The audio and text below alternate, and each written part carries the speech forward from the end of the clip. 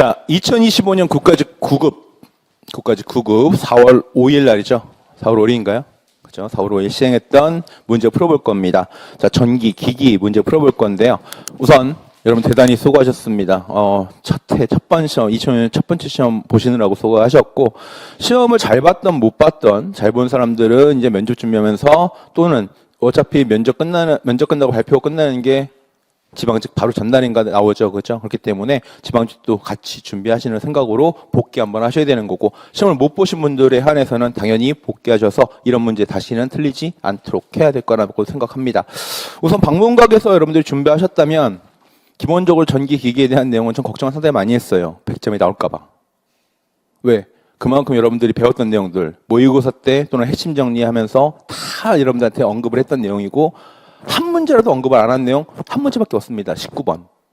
그렇죠? 19번에 대한 동기 기기 관련된 동기 발전기에 대한 내용인데, 물론 이것도 여러분들 수업 시간에 우리 출력 계산하면서 페이지도 계산하는 거, 페이지도 그리는 방법까지 다 얘기를 하면서 얘기를 했던 내용이기 때문에 네, 크게 어려운 건 없다고 생각을 했었는데, 물론 유형 자체가 조금 여러분들한테 생소하다 보니까 어렵게 느껴질 수도 있겠는데, 나머지 부분에 대해서는 여러분들한테 거의 뭐예요?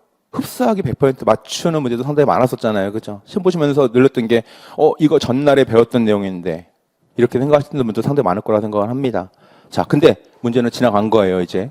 그렇기 때문에, 우리가 앞으로 다가올 시험을 대비해서 다시 한번 복기를 해보도록 하겠습니다. 자, 그러면 1번부터 여러분들하고 챙겨보도록 하겠습니다.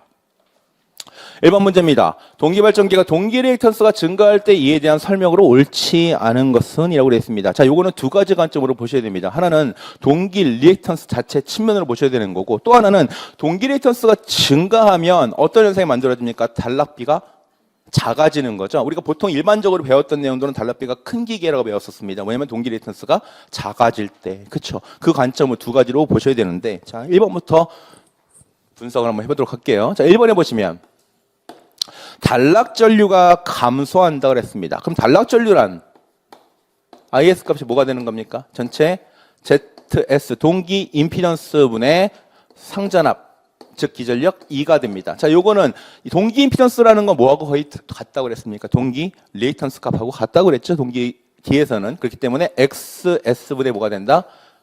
2가 된다라는 거 알 수 있겠죠. 자, 여기서 뭐가 동기 리액턴스가 커지게 되면 얘하고 무슨 관계가 됩니까? 반비례 관계가 되기 때문에 얘는 당연히 뭐가 돼야 되는 거야? 작아져야 된다라는 거죠. 단락 전류는 감소한다. 그렇기 때문에 1번 지문에 대해서 감소한다라고 나왔으니까 당연히 맞는 내용이 됩니다. 두 번째 갑니다.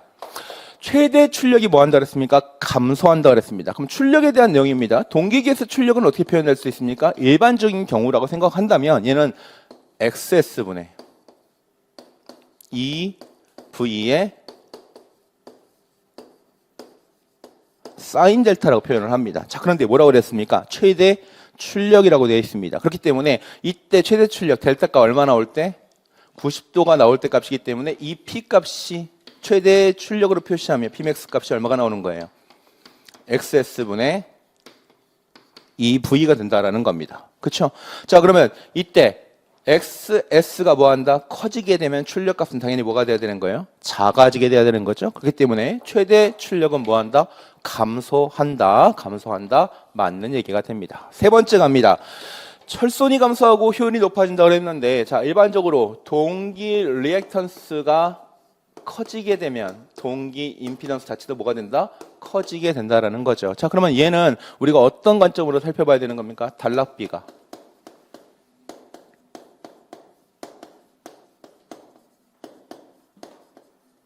작은 기계가 됩니다. 단락비가 작은 기계라는 것은 결과적으로 우리가 동기계라고 표시할 수 있는 거죠.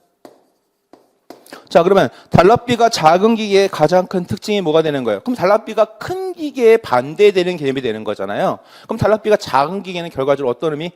철의 양이, 즉 철의 단면적이 작다. 철의 양이 작다라는 겁니다.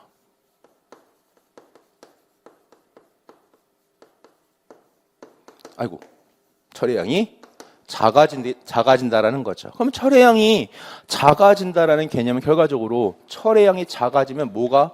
철손 자체도 뭐가 되는 거예요? 줄어들 수가 있기 때문에 손실이 줄어든다는 건 결과적으로 효율이 높아진다는 얘기입니다. 그 효율은 높아진다라고 보는 거죠. 그래서 3번도 맞는 내용이 됩니다. 됐습니까? 자, 그럼 네 번째 한번 문항 분석을 해볼게요.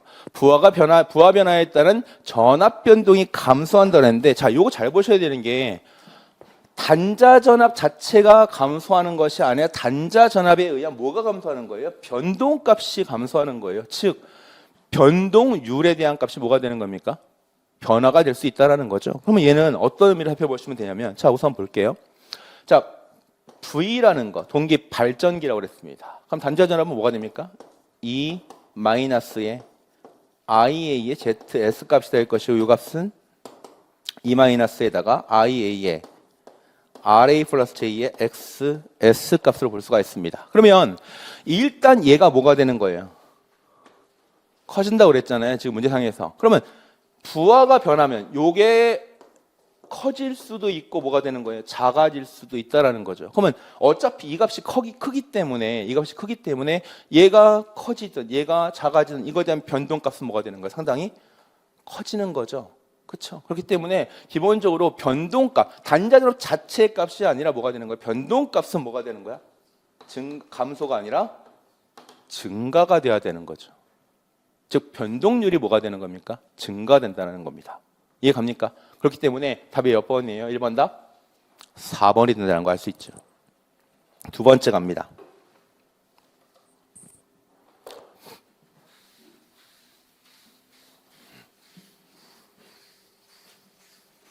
자, 두 번째 문제의 유형은 어떤 거예요? 직류 분권 전동기에 대한 토크 특성에 관련된 내용입니다. 그러면 우리가 직류 분권 전동기 같은 경우는 토크 T가 즉 K 파이 IA의 관계에 있다면 문제에서 조건을 살펴봐야겠죠. 뭐라고 되어 있습니까? 자속은 일정하다라고 되어 있습니다. 그러면 자속 파이가 뭐다? 일정한 값이라고 하면 토크 T는 뭐에 비례한다? IA에 비례한다라는 거죠. 그렇죠? 자, 그러면 문제상에서 처음에 IA 값이 얼마라는 겁니까? 20A하고 이때 토크가 T0 값이 나왔습니다. 자, 근데 이 값이 IA 값이 뭘로 바뀌었다라는 거예요? 40A로 바뀌었다는 얘기죠. 증가했다는 얘기입니다. 이때의 토크가 어떻게 되겠는가라는 거잖아요. 그러면 토크 뭐에 비례한다 그랬습니까? IA에 비례한다 그랬어요. 얘가 몇 배 증가한 거예요? 2배 증가했다면 얘는 몇 배 증가해야 되는 거예요? 똑같이 2배 증가해야겠죠. 그렇기 때문에 토크 값이 주어지지 않았지만 토크에 대한 값 T0 값이 몇 배 해야 된다? 2배가 된다는 거죠. 만약에 이게 직권이라면 뭐가 돼야 되는 거예요? 직권이라면 우리 두 가지 케이스를 봐야 된다고 그랬죠? 어떻게 본다고 그랬습니까? 불포화될 때와 자기 포화될 때 케이스를 봐야 된다고 그랬죠. 기억납니까? 자, 그래서 실제로 분권이 나왔다는 얘기는 직권보다는 해석하기가 훨씬 더 쉽다는 얘기입니다. 그죠? 뭐만 생각하면 되니까? 비례 관계만 따져주면 되니까. 몇 번이 답입니까? 답은 3번이 답이라는 걸 알 수 있겠죠. 다음 3번 문제. 동기기에 대한 설명으로 뭐한 것은 옳지 않은 것은입니다. 자, 1번부터 가볼게요.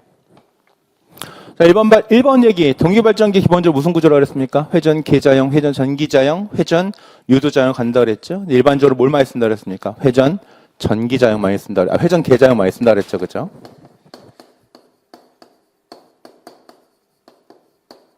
(1번은) 맞는 얘기가 되겠고요. 두 번째. 단락비가 뭐 한다 그랬습니까? 커진다 그랬습니다. 단락비가 커지게 되면 과부하 내량 자체가 뭐 한다 그랬어요? 커지게 되면서 이거에 따라서 안정도가 뭐 된다? 증진, 안정도가 커진다고 얘기했죠. 그렇죠? 이것도 맞는 내용이 됩니다. 3번 갑니다. 자, 3번. 동기전동기가 무부하로 운전되면 그랬습니다. 무부하로 운전. 자, 그러면 일반적으로 동기전동기를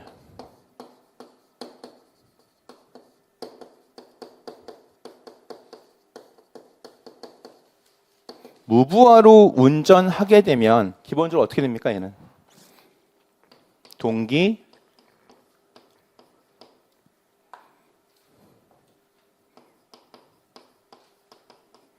조상기가 된다 그랬습니다. 그죠? 자, 그러면 동기 조상기가 될 거니까 이 동기 조상기 역할 자체가 뭐라 그랬습니까? 송전선로의 전압 조정을 하거나 역률 개선을 할 수 있다고 얘기를 했습니다. 그죠? 그렇기 때문에 이 문제에서 틀린 게 뭐가 되는 거예요? 역률을 조정할 수 없다가 아니라 조정을 할 수 있다라는 거죠. 일단 3번 답은 몇 번이 되는 거예요? 확실한 게 나왔어요. 3번이라고. 자, 그럼 4번 문항 한번 살펴볼게요. 4번 문항 보시면 일반적으로 뭐라고 생각할 수 있냐면은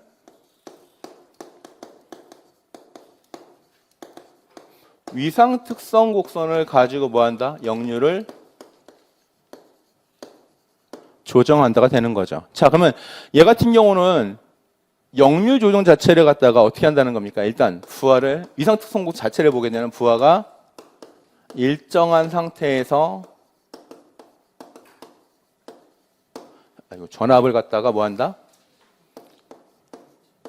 일정하게 만들어 놓는 거죠. 그렇죠? 그런데 이때 뭐와 뭐의 관계를 보는 거예요? IF와 IA 그다음에 뭘 보는 거야? 코사인 세타의 관계를 보는 겁니다.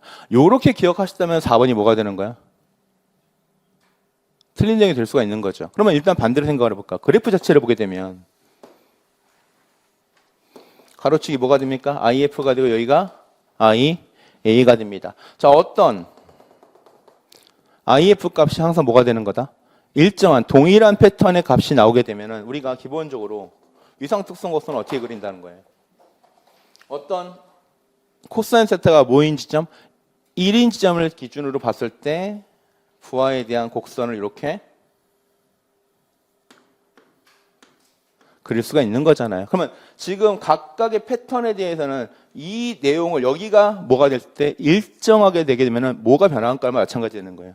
부하 출력에 대한 값이 달라지게 되면 역률 차이가 조금씩 뭐가 되는 거예요. 변할 수가 있는 거죠. 그리고 기본적으로 부하가 뭐가 됐을 때 C가 됐을 때 부하가 L이 됐을 때 뭐의 변화가 될 수 있습니까? 부하각 자체가 변화될 수가 있기 때문에 이 부하각 자체 변화에 의해서 전체적인 페이저도를 따져보시면 페이저도 관계를 따져보시면 여기가 뭐가 되는 겁니까? E 값이 되고 여기가 I, A 값이 되는데 이 I가 뭐가 되는 거예요? 부하에 대한 개념이 되는 거죠. 즉 여기에 대한 무슨 값이 바뀔 수가 있는 거예요? 즉 여기가 V라고 한다면 여기에 대한 세타 값이 뭐에 따라서 부하에 따라서 바뀔 수가 있습니다. 그러면 세타 값이 바뀌기 때문에 뭐가 바뀔 수도 있다? 역률이 감염될 수가 있다라는 거죠. 그러니까 실제로 문항 자체는 조금 애매할 수도 있지만 확실히 틀린 게 몇 번이 되는 겁니까? 3번이 틀렸기 때문에 3번의 답은 3번이 될 수 있다.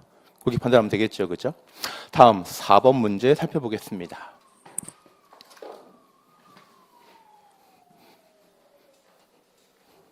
자, 4번 문제 보시면 자, 이 문제도 사실 우리 엄청나게 많이 했던 내용입니다. 그죠? 삼상결선에 대해서 권수비 관한 문제. 자, 항상 여러분들 뭐라고 생각하시면 된다 그랬어요? 상기준이다라고 생각하시면 문제 쉽게 풀 수 있다고 그랬죠? 자, 권선비가 A는 N2분의 N1인 단상변압기 3대를 갖다가 Y 델타 결선한다고 그랬고요. 선간전압의 비를 V2분의 V1에 대한 값을 계산해봐라 라고 표현을 했었습니다. 그죠? 자, 그러면 요거 1차 측은 지금 무슨 결선이라는 겁니까? Y 결선이고 2차 측은 델타 결선이 이렇게 만들어진 겁니다. 그러면 1차를 기준으로 봤을 때 자, 1차 측에 지금 V1, V2라고 하는 건 뭐라고 그랬습니까? 1차 측에 선간전압이고요. V2는 2차 측에 선간전압입니다. 그러면 1차 측 무슨 결선이라고요? Y결선입니다. Y결선은 선간전압과 상전압의 관계에 따라서 자 V 값을 선간전압이라고 본다면 이 값을 우리가 뭐라고 보자? 상전압이라고 보자는 거죠. 그러면 Y결선에 대한 상전압은 뭐라고 표현할 수 있다? 루트 3의 V1이라고 표현할 수 있다. 기억납니까? 두 번째, 2차 측은 무슨 결선이 되는 거예요? 델타 결선이 되기 때문에 델타 결선에서는 선간전압과 상전압이 서로 뭐한다? 같다라는 거죠. 그렇기 때문에 2차 측의 V2는 뭐하고 똑같다? 이 2하고 같다라는 겁니다. 그러면 권수비 A라고 표현하면 A는 어떻게 쓸 수 있어요? 이 2분의 이 1이라고 본다면 자, 이 2 값은 어떻게 보면 돼요? V2가 될 거고 얘는 V1의 루트 3이다. 이렇게 쓸 수 있겠죠. 그러면 얘는 다시 한번 정리해 주시면 루트 3분의 1에다가 V2분의 V1에 대한 값으로 쓸 수 있을 것이고 우리 기준은 뭘 보는 거예요? V2분의 V1에 대한 값을 살펴볼 거니까 결과적으로 V2분의 V1에 대한 값은 루트 3의 A다. 이렇게 풀 수 있는 거죠. 우리 이거 물론 식유도하는 것도 많이 풀었지만 이거에 대입해서 계산하는 문제를 상당히 많이 풀어봤었습니다. 기억나시죠? 그죠? 그래서 4번 문제 답 몇 번입니까? 답은 1번이다. 여러분들 이거 다시 복귀하실 때 전압만 생각하지 마시고 이제 모두 한번 정리해 봐야 된다. 전류 변화도 한번 같이 생각을 해보셔야 된다라는 거. 자, 그 다음에 5번 문제 살펴보겠습니다.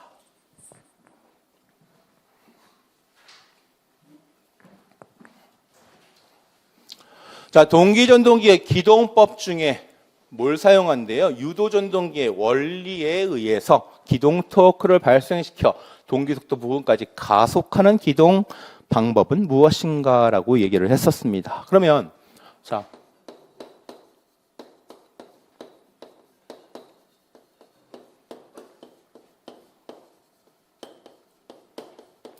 동기전동기 기동법이라 즉 기동법을 사용한다는 얘기는 동기전동기의 가장 큰 특징이 뭐라는 거예요?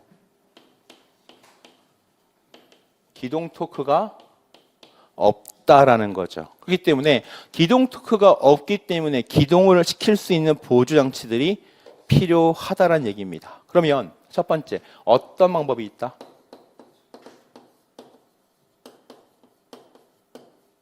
우리가 일명 자기동법이라고 표현합니다. 자, 그러면 자기동법은 뭐를 사용하는 거예요?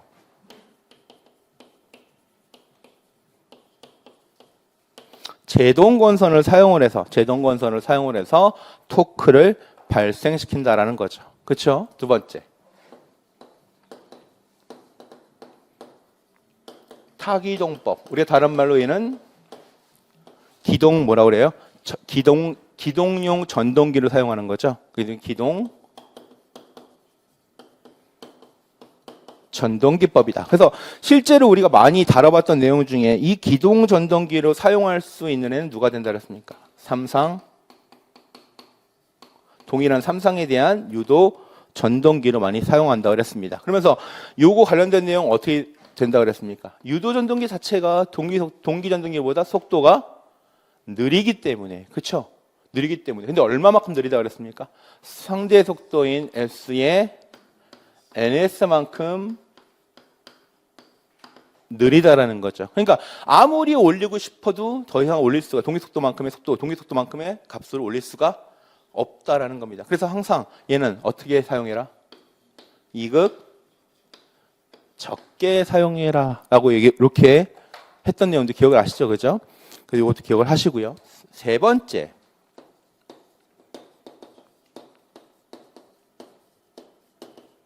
즉 저주파수 인가법 또는 저주파수 제어법 또는 뭐 주파수 변환법 이게 표현하고 있잖아요. 그죠? 자, 이때 주파수 변화를 위해서 사용해야 될 기기가 뭐였습니까? 사이클로 컨버터, 즉 AC를 AC로 변환시키면서 전압이나 전류, 주파수, 특히 주파수 항목을 많이 변화시킬 수 있다는 거죠. 그래서 이것도 여러분들 시험 문제상에서 우리 어떻게 모의고사상에서 주파수 값을 얼마의 값을 변화시키는지 그 범위 레인지 계산하는 것도 했었습니다. 그렇죠? 그래서 이렇게 기억을 하셔야 되는데 자, 문제는 이 문항 자체 내에서 이게 가장 포인트예요. 유도조정기에 뭘 쓴다? 원리를 쓴다라는 거. 그러면 이때 제동건선이라는 건 자, 이게 어디에 설치한다 그랬습니까? 동기기의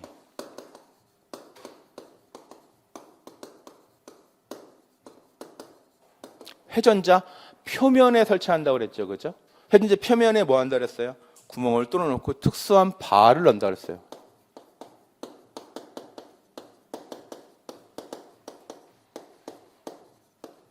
대신 발을 넣은 상태에서 가만히 놔두는 것이 아니라 뭐가 돼요? 양쪽 항상 뭐가 된다? 단락시켜야 된다 그랬죠. 그죠? 그 점이 중요한 거예요. 그죠? 각각의 끝을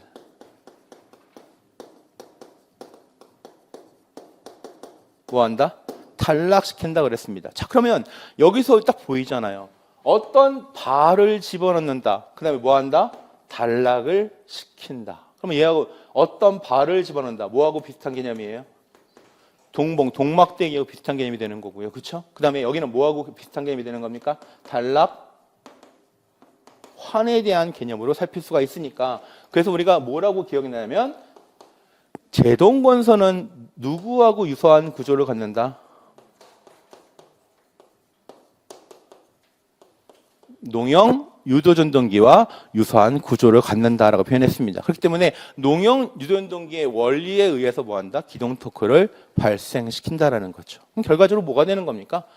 제동건선을 이용을 해서 기동을 시킨다. 이게 답이 되는 거죠. 다음 6번 문제 보겠습니다.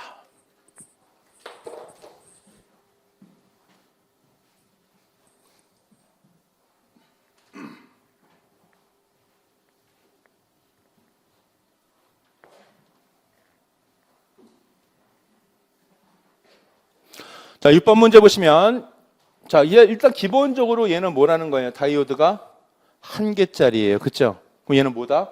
반파 청류 회로다. 그런데 부하 쪽에 보니까 뭐가 있어요? L이 있고 R이 놓여져 있더라는 거죠. 아마 L 신경도 안 썼을 거야, 사실 문제 보면서. 자, 그러면 여기서 중요한 포인트는 뭐냐면 L에 대한 어떤 말이 나와야 되는데 L이 뭐라고 그랬습니까? 굉장히 매우 큰 값이다. 즉 얘는 연속이다로 표현하는 겁니다. 그러면 얘에 대한 L에 대한 값에 뭐가 생길 수가 있는 거예요? 지연이 발생될 수 있기 때문에 이 지연을 차단할 수 있는 장치가 필요한 거잖아요. 그래서 중간에 뭐가 달려 있는 겁니까, 여기?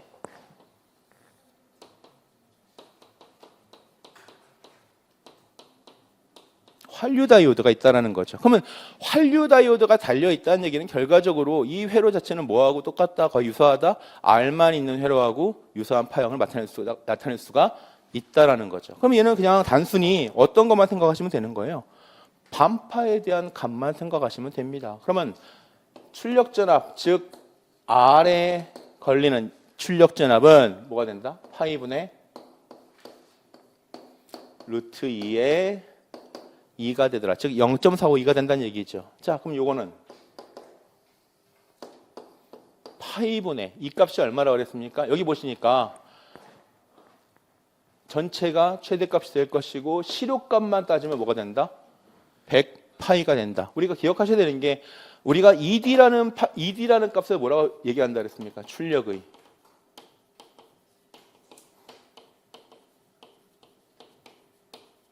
평균값이라고 표현을 했고 이때 이 값을 어떻게 쓴다 그랬어요? 입력에 대한 입력의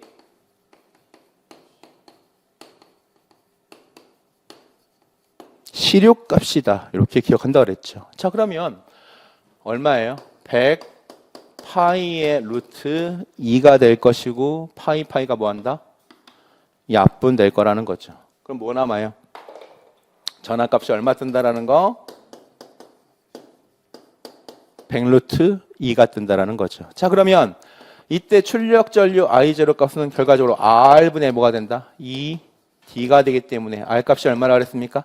10이라고 했죠. 10분의 100 루트 2가 된다는 걸 알 수 있습니다. 그렇죠? 자, 그럼 얼마 나와요? 10 루트 2가 된다는 거죠. 그래서 답이 몇 번이다? 6번 답 3번이 된다는 걸 알 수 있습니다. 그렇죠?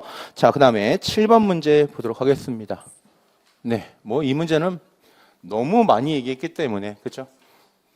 우리 시험 전날에도 얘기했잖아요. 그래프 분명히 나올 거다.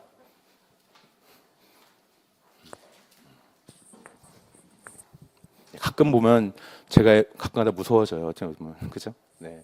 자, 7번 문제 볼게요.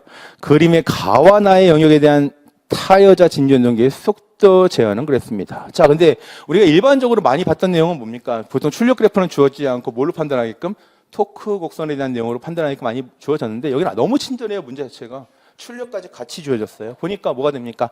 어떤 베이스 각속도, 즉 무슨 말인 거예요? 전격 속도라고 표현할 수 있겠죠. 전격 속도 이하에서는 무슨 값이 일정한 거예요?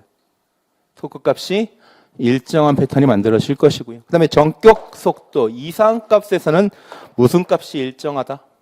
출력 값이 일정하다라는 겁니다. 자, 그러면 얘는 가영역에서는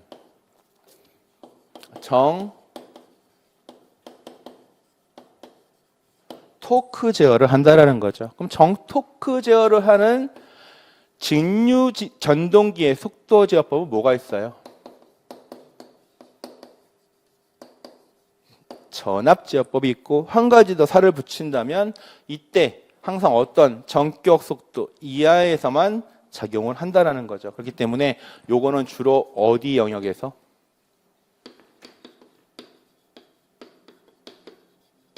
저속 운전에 대한 속도 제어를 할 때, 즉 전격 속도 이하에서 속도 제어를 할 때 많이 사용한다.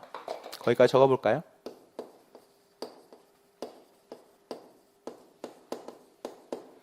자, 나해 보겠습니다. 나는 뭐가 일정하다고요? 출력 제어라고 표현했었습니다. 자, 이거는 출력에 대한 그래프가 주어지지 않더라도, 자 볼게요. 출력 P는 뭐에 비례한다? 회전 속도 N 곱하기 T에 비례한다 그랬습니다. 자, 그럼 그래프 한번, 토크에 대한 그래프만 살펴보시면 요거만 살펴볼게요. 자, 지금 토크 T는 무슨 상태가 됩니까? 감소하는 상태고요. 그래프 상태에서 속도 N은 뭐가 되는 거예요? 증가하는 패턴을 보이겠죠. 자, 그러면 여기서 속도 값은 뭐하는 상태? 증가. 토크 값은 뭐하는 상태? 감소가 되니까 이때 출력 값은 어떤 패턴? 항상 일정한 패턴이 만들어진다라고 얘기했습니다. 그렇기 때문에 출력 곡선이 꼭 주어지지가 않더라도 이거 뭘로 판단할 수 있어요? 토크 특성에 대한 그래프만 주더라도 판단할 수가 있다라는 거죠. 자, 그럼 이때 정출력 제어라는 건 무슨 제어일 때? 계좌 제어일 때 사용한다라는 거 알 수 있겠죠. 자, 그러면 이 계좌 제어는 그래프상에서 뭐가 되는 거예요? 속도가 올라갈 때, 즉 전격 속도 이상에서 운전할 때, 지금 무슨 제어에 많이 적합한 거예요? 고속 제어에 적합하다. 즉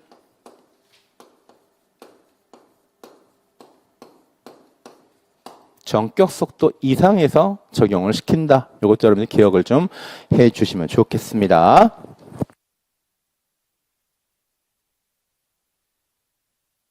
네, 이번엔 8번 문제 한번 살펴보도록 하겠습니다. 자, 8번 문제 그림 보시고, 8번 문제 그림 보시고 어렵다고 생각할 수도 있겠지만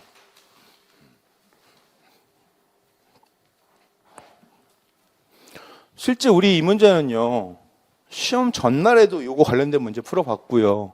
그죠? 이 그래프에 대한 이 전원 파형부터 그래프에 대한 해석을 상당히 많이 했었습니다. 그렇기 때문에 요거 가지고 어떤 전동기냐라는 건 당연히 기억을 하셔야 되는 거고, 마찬가지로 제가 시험 보기 전에도 요거 관련된 거 각각 전동기별로 다 구분해서 여러분들한테 설명을 드린 적이 있어요. 그죠? 기억납니까? 자, 그러면 요거 한번 살펴볼게요. 다음 그림과 같은 구동회로가 있고요. 상의 역기전력인데 상전류가 다음과 같이 표현됐을 때 옳지 않는 것 그랬습니다. 자, 그럼 얘는 기본적으로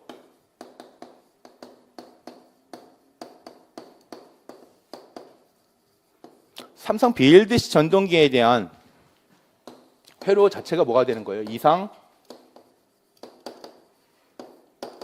통전회로가 됩니다. 그러니까 기본적으로 생각해 보시면 되는 게 이쪽 값이 뭐가 되는 거? 플러스 값이 되면 이쪽으로 넘어가는 거는 마이너스 값이 되는 거죠. 그래서 실제로 우리가 관련된 기출문제에서는 어떤 문제를 풀었었냐면은 플러스에서 마이너스로 해서 각각의 그래프 파형 범위를 주어지고 이 그래프에 대해서 A 구간에 동작하는 스위치는 뭐냐, B 구간에 동작하는 스위치는 뭐냐, 이렇게 하는 문제 기억하시는 것도 있고요. 또 하나는 문제가 뭐가 됩니까?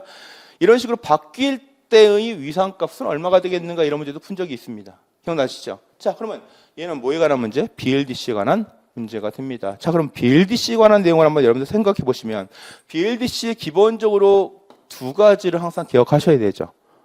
뭐가 필요하다? 홀 센서가 필요하다. 그죠? 그 다음에 전원을 인가시켜 줄 때 기본적으로 뭐가 된다? 인버터가 필요하다라고 표현을 했습니다.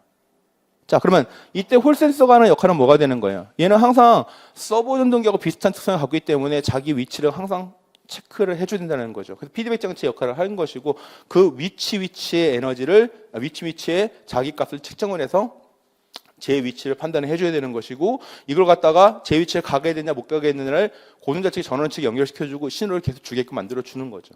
즉 얘는 즉 뭐가 되는 거예요? 회전자의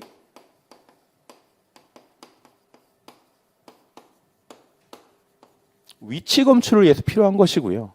인버터는 뭐 하는 애예요?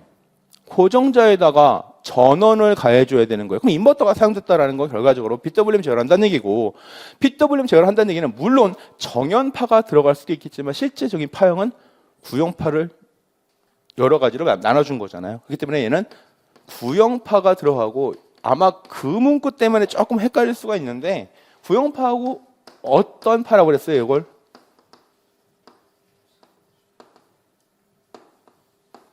유사 정연파라고 표현했어요. 유사란 말은 비슷하다는 얘기죠. 그죠?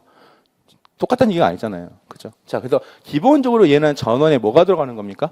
구형파가 들어갑니다. 자, 그리고 이걸 기억이 안 나더라도 이 파형 자체를 보게 되더라도 뭐가 됩니까?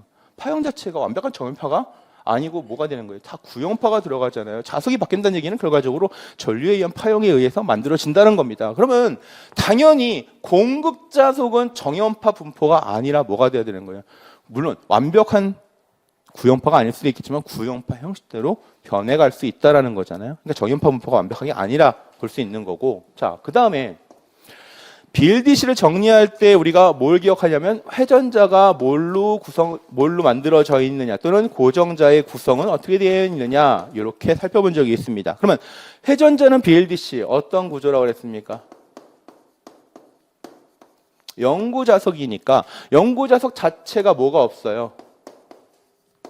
권선이 없는 거죠. 그렇기 때문에 권선이 없음으로써 뭐가 없다? 브러쉬도 없고 정류자도 없다고 얘기를 했고요. 권선이 없으니까 당연히 전기자하고 계자하고 연결시킬 필요 없잖아요. 그러니까 이것도 어떤 게 말이 없어요. 직권 구조나 분권 구조를 얻을 수가 없다. 이런 말도 얘기를 했었습니다. 그렇죠? 그리고 회전자가 영구자석이에요. 영구자석. 뭘로? 계자가 된다고 그랬으니까 얘는 당연히 어떤 구조를 가져가야 되는 거예요? 회전 계자형이다라고 표현을 할 수 있다는 거죠. 그리고 브러쉬가 없다라는 건 브러쉬는 항상 어디에 붙어 있어요? 보통 회전자 쪽에 붙어 있는 거잖아요. 그럼 브러쉬가 없다는 얘기는 결과적으로 어떤 의미가 되는 겁니까? 브러쉬에 즉 회전자 쪽에 권선이 필요가 없을 것이고 회전자 자체가 권선이 필요 없다는 얘기는 얘가 자석으로 동작을 할 수 있다라는 의미도 될 수 있는 거잖아요. 그렇죠? 그렇게 한번 기억을 해달라 얘기를 했고요. 자, 대신에 고정자는 뭐다? 전기자 권선으로 설치한다라고 그랬습니다. 그래서 전기자 철신도 놓여져 있고 권선도 놓여져 있고 여기에 인버터를 가해서 구형파를 인가시킨다라고 표현을 했었습니다. 기억나시죠? 그러면서 우리가 마지막으로 한번 정리했던 내용이 뭐였습니까? BLDC의 전원은 뭐를 쓴다고 얘기를 했었어요?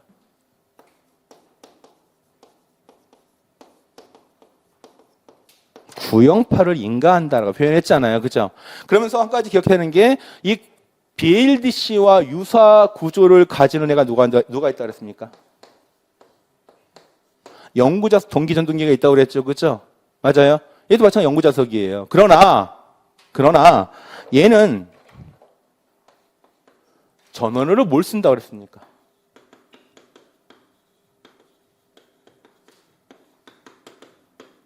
삼성 정연파 교류를 인가한다고 그랬잖아요. 그렇죠? 그러니까 이걸로 설명을 하면 이 문제는 틀려요. 그렇기 때문에 반드시 기억하셔야 되는 거 뭐다 얘는? PMSM이 아니라 BLDC다라는 거 알 수 있겠죠. 자, 그럼 대략적으로 볼게요 한번. 1번 회전 계자형 구조로 간다. 영구자석 간다고 그랬죠. 맞는 내용이 됩니다. 2번 회전자의 위치 정보가 필요하다. 이 위치 정보를 알려주는 게 누구라고 그랬습니까? 홀 센서다라고 표현한 거죠. 자, 그다음에 공급자석은 뭐가 된다 그랬습니까? 구형파라고 했으니까 당연히 정연파는 될 수가 없죠. 네 번째 한상은 개방되고 요 내용만 보시더라도 아시잖아요. 한상 들어가면 한상 개방되고 한상 들어가면 한상 개방되고 보니까 요 그래프 파일만 파악하더라도 4번은 당연히 맞다고 볼 수 있는 거죠. 그렇죠? 몇 번이 틀렸습니까? 답은 3번이 틀렸다라는 거 알 수 있겠죠. 이해가시죠? 다음 9번 문제 보도록 하겠습니다. 9번 문제는 아마 문제를 잘못 읽으시고 실수를 하신 분도 있을 거예요. 그죠? 근데 이 문제는 실수하라고 함정까지 파놓은 문제이기 때문에 거기에 빠져드시면 답을 딴 걸로 선택할 수밖에 없고요. 제대로 풀어보게 되면 기본적으로 외부에서 집어넣는 저항이 6배라는 겁니다. 그러면 기존에 내가 갖고 있는 저항값은 어떻게 할 거예요? 걔도 포함을 시켜야 된다는 얘기죠. 자, 볼게요.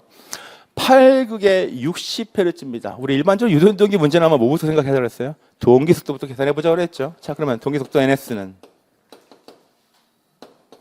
P분의 120F다. 그럼 8극에 120 곱하기 60이 될 거니까 이거 계산해 주시면 얼마 나온다? 900rpm 나온다.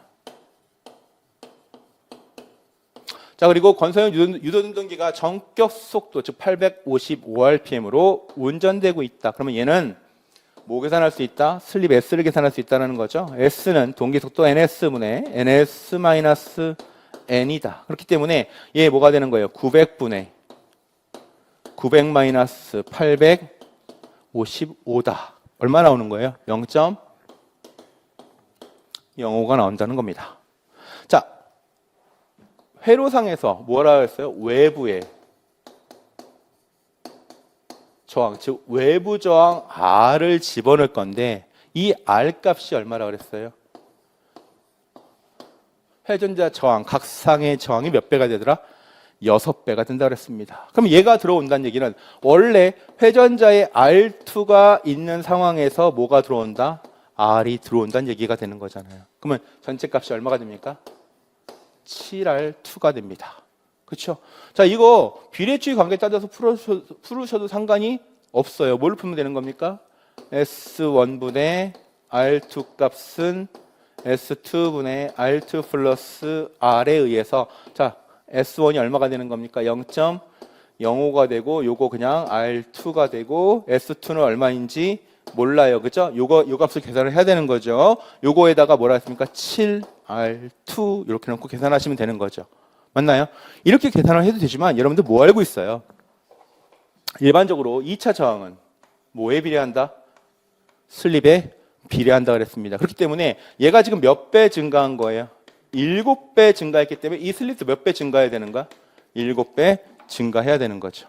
자, 그렇다는 얘기는 S-는 7의 S가 될 것이고 7 곱하기 0.05가 되더라. 그러면 슬립이 얼마까지? 0.35가 된다는 얘기죠. 자, 그럼 바뀌는 속도 N-는 뭐가 된다? NS의 1-S 다시가 될 거기 때문에 얘는 900의 1-0.35 이렇게 해주시면 답이 몇 번이 나오는 겁니까? 585rpm이다 라는 거 알 수 있겠죠. 우리 이거 뭐 한 거예요? 건선형 유도운동기 속도 제어 중에 2차 저항 제어를 한 거죠. 그렇죠? 그것도 하나 기억해 주시고 9번 다 몇 번이 된다? 답은 1번이 되더라. 됐나요? 다음은 10번 문제 가보도록 하겠습니다. 네, 10번 문제도 틀리시면 진짜 안타까운 문제입니다.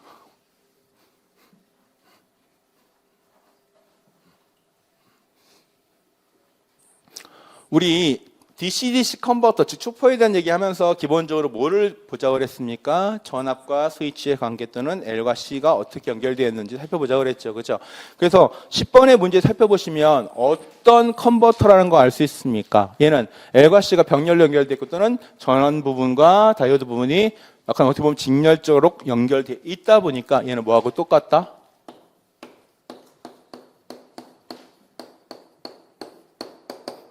버프스터하고 같은 구조가 되더라라는 걸 알 수 있겠죠. 그러면 버프스터에 대한 출력전압 V0 값은 Vout 값은 얼마가 나온다? 1-D의 D 곱하기 VI다. 물론 출력에 대한 값은 입력에 대한 값이 뭐가 된다? 반전돼서 나온다 그랬죠. 그죠? 근데 크기 값만 계산하게 되면은 1-D분의 D 곱하기 VI다라고 표현했고 뭘 구하라 그랬습니까? 전압 전달비. 자, 그럼 넘어가면 Vi분의 V 아웃 값은 뭐가 되더라? 1-D분의 D 값이 된다. 요거 구하라는 거죠. 그렇죠? 몇 번이 답이 되는 거예요?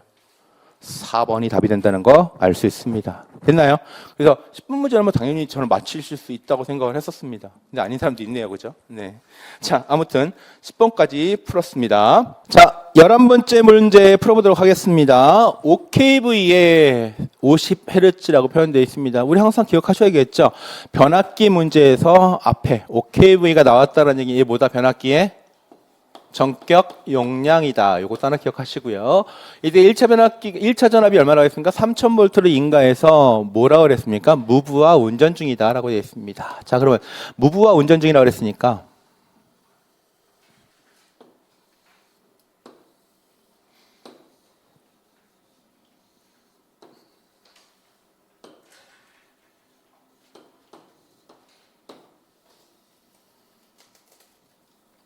자, 무부하 운전 중이라는 건 2차 측이 무슨 상태가 돼야 되는 거예요? 2차 측은 개방 상태다. 그러면 여기에 V1에 전압을 가한다 그랬는데 우리 항상 기억해야 되는 건 무부하 시험 때 인가되는 전압은 무슨 값이다? 1차 측에 전격 전압 값이다라고 표현을 했죠. 그렇죠? 전격 전압 값이 인가되고 있습니다. 자, 그럼 전격 전압 값이 들어가고 뭐가 흘러요? 전류가 흘러가는데 이걸 이제 우리가 보통 I1이다. 1차 측의 값이니까 I1이다라고 보겠는데 지금 무슨 상태라고 그랬습니까? 부하가 걸리지 않은 무부하 상태라고 그랬습니다. 그러면 전류가 전부 다 어디로만 흐르는 거예요? 철심에 관련된 회로 쪽으로만 다 흐르게 됩니다. 그럼 요거 우리가 뭐라고 써도 된다? I0다라고 쓸 수 있는 거죠. 됐습니까? 자, 그러면 이 전류에 의해서 철심에는 지금 뭐가 있다? 철손 저항이 놓여져 있고 그 다음에 철심에는 자와 리액턴스가 이렇게 놓여져 있다고 표현했죠. 이건 뭐 XM이라고 써도 상관이 없겠죠. 자와 리액턴스. 자, 그럼 여기에 뭐가 흘러요? 전류 I가 흐르는데 이 전류가 여기까지 들어오다가 저항 성분은 유효 성분이 되고 리액턴스 성분은 무효분이 되는 거죠. 그럼 이쪽에 흐르는 전류를 우리가 I다. 여기에 흐르는 전류값을 I 파이다라고 표현을 한다고 그랬습니다. 자, 이렇게 표현되고 나서 우리가 보통 이 병렬 해놓으니까 철손 저항 자와 리액턴스라고 표현하기보다는 우리가 보통 뭐를 쓴다고 그랬습니까? 여자 컨덕턴스나 또는 여자 서셉턴스의 개념으로 쓸 것이고 요걸 가지고 뭐라고 판단하자? 병렬이니까 여자 어드미턴스라고 나타내자라고 표현했습니다. 그리고 저항에 의해서 뭐가 철손 값이 만들어지는데 우리가 일반적으로 무부하 시험을 하게 되면 즉 무부하 운전을 하게 되면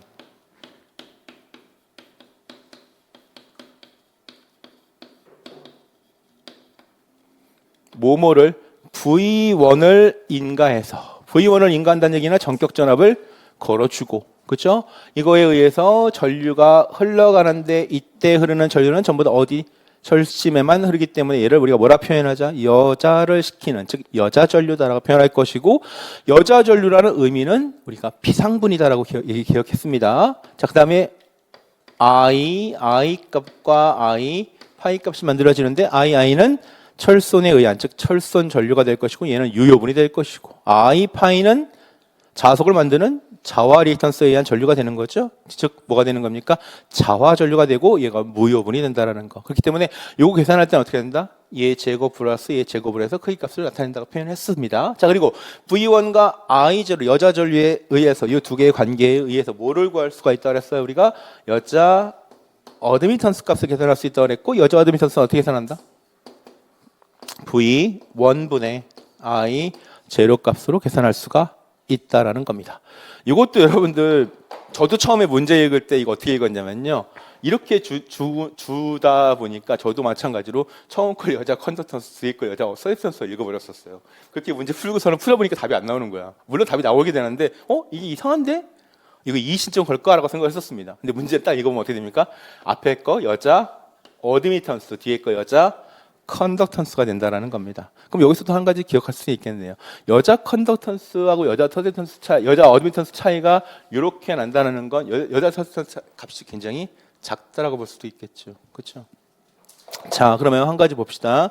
이때 여자 전류, 요 관계식에 의해서 어떻게 계산할 수 있는 거예요? I 제로 값은 Y 제로에 곱하기 V 1이다라고 표현할 수 있겠죠. 자, 그러면 얼마라고 그랬습니까? 5 곱하기 10의 마이너스 5승이 되고요. V1 값 얼마 걸린다 그랬습니까? 3000V가 되니까 3 곱하기 10의 몇 승이다? 3승 값이다. 이렇게 나타낼 수가 있습니다. 그럼 얼마 나오는 거예요? 0.15A가 나올 것이고요. 자, 철선에 관한 건 기본적으로 철선은 우리가 PI가 될 것이고요. PI는 이 양단에 걸리는 전압이 뭐가 되는 겁니까? V1의 전압이 걸리겠죠? 그러니까 이거 어떻게 구할 수 있습니까? V1 곱하기 I다. 이렇게 구할 수 있는 거고요. 그쵸? 자, 그 다음에 이 V1에 대한 값을 R0, 즉, R의 값으로 나타내서 구해보면 어떻게 됩니까? I의 R0 곱하기 I가 되니까 얘는 I의 제곱에 R0 값이다. 이렇게 쓸 수 있겠죠. 됐습니까? 또는 II 값을 뭐라 표현할 수 있는 거예요? R0분의 V0 값으로 쓰면은 요거에 의해서 R0분의 V1의 제곱이다 이렇게 쓸 수 있는 거고요. 자, 이걸 갖다가 여자 컨덕턴스로 표현하면 여자 컨덕턴스는 뭐의 역수다? 철선 조항의 역수가 될 거니까 R0분의 1 값이 뭐라고 표시되는 거예요? 여자 컨덕턴스 G0 곱하기 V1의 제곱이다 이렇게 쓸 수가 있는 거죠. 그리고 철선이니까 단위는 항상 뭐가 된다?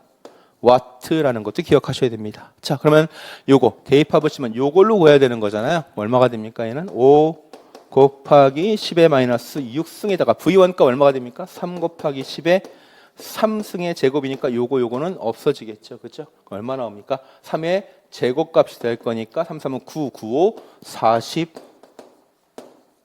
45W다. 이렇게 구하는 문제가 되겠네요. 그렇죠? 2번 답이 됩니다. 다음 12번 문제로 가봅니다. 야래요. 자, 우리 전기자만 증형 문제도 엄청나게 많이 다뤄봤었죠. 그죠? 기억나십니까? 자, 요것도 어떻게 해석을 해야 될지 한번 생각을 해보도록 하겠습니다. 자, 12번. 직육의 전기자만 적용에 대한 설명으로 뭐한 것은 옳지 않은 것은 그랬습니다. 자, 그럼 1번에 보시면 자석의 분포가 왜곡된다 그랬습니다. 그럼 전기자 반작용에 의해서 만들어지는 작용이 기본적으로 크게 몇 가지가 있다 그랬습니까? 3가지 정도 있죠. 하나 뭐가 있냐면 교차 자화작용이 있고 감자작용이 있고 또 하나 편자작용이 있습니다. 물론 편자작용이나 교차작용이나 같은 의미로 생각하시는 분도 있겠지만 우리 편자작용이라는 건 뭐가 되는 거예요? 한쪽이 자석이 커지고 한쪽은 자석이 작아지는 현상이 만들어진다고 그랬죠. 그렇기 때문에 1번 편자작용에 의해서 뭐가 만들어질 수 있다? 자속의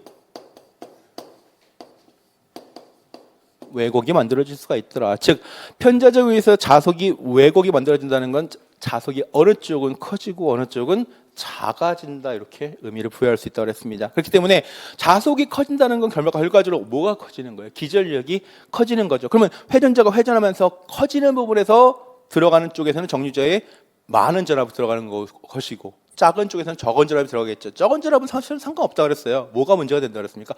많은 전압이 들어갈 때가 문제가 된다 그랬죠. 그렇기 때문에 그쪽으로 회전하면서 정류자 쪽으로 들어가는 전류값이 상당히 쫙 커져버리기 때문에 즉 뭐가 커지는 거예요? 국부적인 전압상승이 거기서 나오는 거죠. 그렇죠? 즉 큰 쪽으로 갈 때 전압상승이 너무 커지기 때문에 이걸 갖다가 못 이긴다는 거예요. 정류자가 뭐에?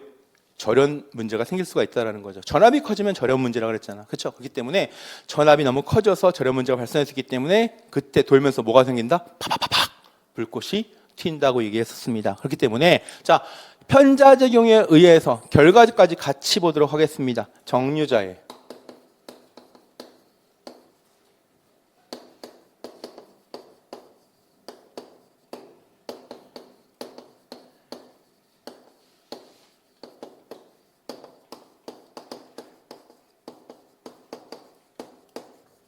정류자 쪽으로 국부적인 전압 상승이 발생할 것이고 이 국부적인 전압 상승에 의해서 뭐가 튀더라? 섬나기 튄다는 거죠. 그렇죠? 불꽃이 발생하게 되고 불꽃이 발생한다는 얘기 결과적으로 뭐가 나빠진다는 거예요? 정류가 나빠진다. 정류 분량을 초래한다라는 거죠. 그래서 1번은 맞는 얘기가 됩니다. 그러면 1번을 따라가 보면 몇 번도 맞는 얘기가 되는 거예요? 3번도 맞는 얘기가 되겠죠. 그럼 1번 일단 3번은 맞습니다. 자, 2번 가볼게요. 이번에 보면 발전기의 유기기 전력을 증가시킨다고 했는데 우리 전기자 반작용에 의해서 무슨 작용이 만들어진다고 했습니까? 감자작용이 만들어진다고 그랬습니다. 그럼 감자작용에 의해서 얘는 주자속이 뭐한다? 감소한다고 그랬죠. 그러면 발전기적인 측면으로 따져보면 발전기는 기전력 E가 뭐가 된다고요? K 파이 N이 된다고 그랬으니까 주자속이 뭐한다? 감소하게 되면 기전력은 당연히 뭐가 되는 거예요? 감소해야 되는 거죠. 그렇기 때문에 2번에 대한 발전기에서 유기기전력이 뭐한다? 증가시킨다가 아니라 뭐가 돼야 되는 거예요? 감소돼야 된다. 이렇게 따져보셔야 된다는 거죠. 그래서 몇 번이 틀린 거다? 2번이 틀렸다. 자, 그 다음에 네 번째 한번 살펴볼게요. 전동기에서 회전 방향에 대한 반대 방향으로 자기 중성축이 이동한다고 그랬는데 얘는 뭐에 의해서? 교차 자화작용에 의해서 뭐가 이동한다고 그랬습니까? 전기적 또는 자기적 중성축이 이동한다라는 거죠. 근데 이때 전기적 중성축이 이동하는 게 발전기일 때와 전동기일 때 달라진다고 그랬죠. 발전기 때는 뭘 따라간다? 그렇죠. 회전 방향을 따라간다고 그랬습니다. 그 다음에 전동기일 때는 회전 반대 방향으로 따라간다고 그랬죠. 자, 그러면 뭘 물어봤어요? 우리 항상 기억하자고 그랬잖아요. 전기자 반작용 물어볼 때 이 중성축의 이동을 보시려면 뭐부터 봐야 된다? 발전기인지 전동기인지 따져보자고 그랬죠. 뭐라고 되어 있습니까? 전동기에서라고 되어 있으니까 회전 반대 방향이다 라는 말이 나와야 된다고 그랬죠. 몇 번이 답입니까? 12번 답은 2번이 됩니다. 다음은 13번입니다. 13번 스텝 모터도 우리 많이 했던 내용 중에 하나입니다. 그렇죠?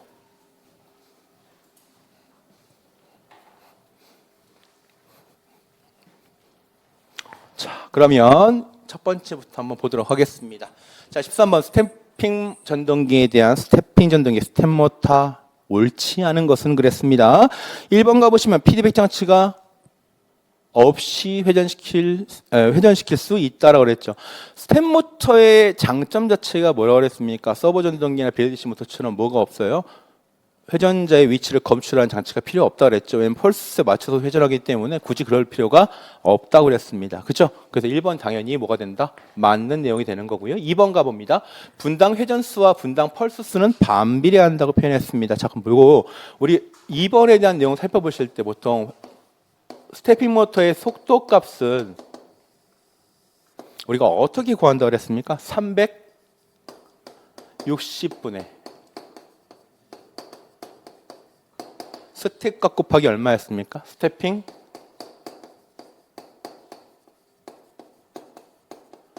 주파수. 그래서 가끔 가다가 문제 풀어보실 때 스태핑 주파수라고 표현해서 헤르츠라고 표현되는 경우도 있겠지만 펄스수라고 표현해서 pps라고 표현되는 경우도 있었잖아요. 기억나시죠? 자, 그래서 기본적으로 분당 회전수는 펄스수 또는 스태핑 주파수와 무슨 관계가 된다?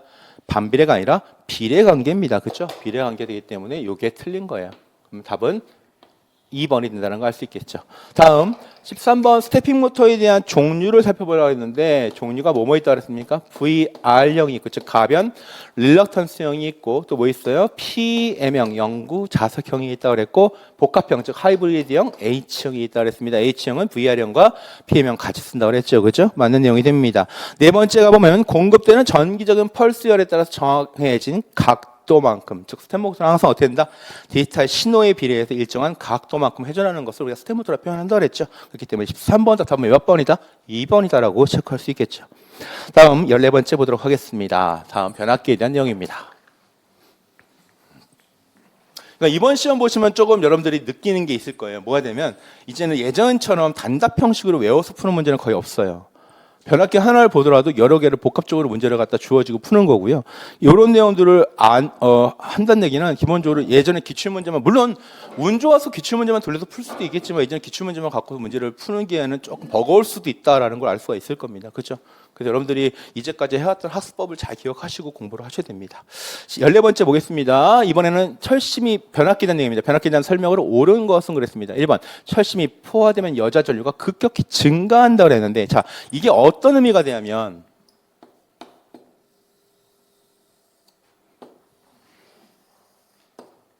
자, 우리가 자화 특성 곡선 또 BH 커브라고 표현하죠. 그렇죠? 여기서 HB라고 표현하면 우리가 보통 철심의 특성은 이 자화, 자기 포화에 따라서 달라진다고 그랬습니다. 그럼 어떻게 된다 그랬어요? 이렇게 올라가다가 이렇게 뭐가 된다? 포화점 이후로는 자속이 일정해진다고 표현했습니다. 그럼 변압기가 느끼기에 그거예요. 자, 여기까지 포화점까지는 전류를 조금만 올려도 자속이 어떻게 돼요? 쫙 올라가니까 잘 올라가네 라고 보겠지만, 여기서 뭐가 되는 거예요? 자속이 올리고 싶어도 뭐가 되는 거예요? 못 올리잖아요. 이거 아무리 커봤자 뭐가 되는 거 못 올리니까 포화 이후부터는 얘를 올리려고 전류가 뭐가 돼요? 과도하게 흘러버립니다. 이해 가시죠? 그렇기 때문에 변압기가 철심이 포화된 상태로는 자기 여자 전류값이 굉장히 급하게 증가하기 때문에 변압기 자체 특성도 나빠질 뿐더러 기본적으로 뭐가 된다? 변압기 설계 시에 포화가 발생이 안 하도록. 왜? 열이 너무 발생할 수 있는 거고요. 변압기 효율 문제도 나타날 수가 있습니다. 그렇기 때문에 우리는 변압기는 항상 철심을 뭐 하자? 포화되지 않도록 하자라고 얘기했고, 이것도 실제로 관련된 문제 많이 풀어봤잖아요. 변압기가 철심이 포화되지 않으려면 어떻게 해줘라? 여자 전류를 줄여줘야 된다. 이런 의미로 많이 얘기했었습니다. 그죠? 그런 내용으로 기억하신다면 뭐 1번 보기 쉽게 푸실 수 있을 겁니다. 그래서 옳은 거 골라라 그랬으니까, 만약에 볼게요. 이거를 원래 답을 몇 번이 되는 겁니까? 이거를 체크해야 되는데 1번이 조금 애매해요. 그럼 2번부터 살펴봐야겠죠. 그죠? 자, 2번 보시면 뭐 요거는 명확하게 기억하실 수 있겠죠. 전압 변동률이란 P 코사인 세타 플러스 Q 사인 세타가 될 거니까 뭐의 관계를 간다 그랬습니까? 역률에 따라 전압 변동률이 변화될 수가 있다라는 거죠. 그렇죠? 2번은 맞는 내용이 됩니까? 아니죠. 역률에 따라 변하지 않는다가 아니라 변화한다가 돼야 되는 겁니다. 그렇죠? 이거 기억하시면 되고요. 세 번째, 요거 때문에 아마 여러분들이 이 문항 때문에 조금 헷갈리신 분도 있을 수가 있는데, 이것도 제가 수업 시간에 설명했던 내용입니다. 왜냐하면 와전류손이라는 거 P2는 시그마 2에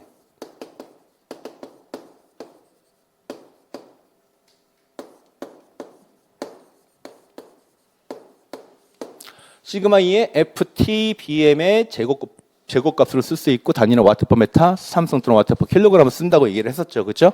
자, 그러면서 여러분들하고 얘기했던 게, 기본적으로 전압의 관계가 없으면 뭐에 비례한다? 주파수의 제곱에 비례할 것이고 두께의 제곱에 비례할 것이고, 그래서 두께가 두꺼워지면 두꺼워질수록 와전수는 커질 거니까 두께를 줄여줘야 된다.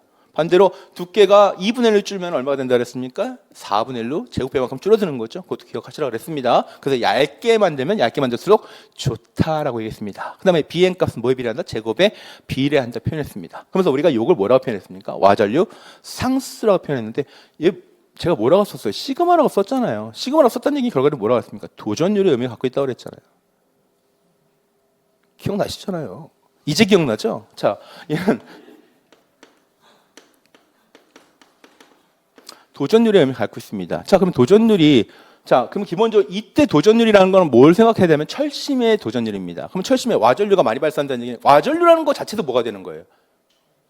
전류잖아요. 그렇죠? 그러면 철심의 이 값이 크면 클수록 와전류는 많이 흐를 것이고, 이 값이 크면 클수록 와전류수는 당연히 커지는 거죠. 그럼 당연히 이 값은 뭐가 돼야 되는 거야? 작으면 작을수록 좋은 거잖아요. 자, 근데 여기서는 뭐라고 얘기를 했냐면, 도전율이라는 건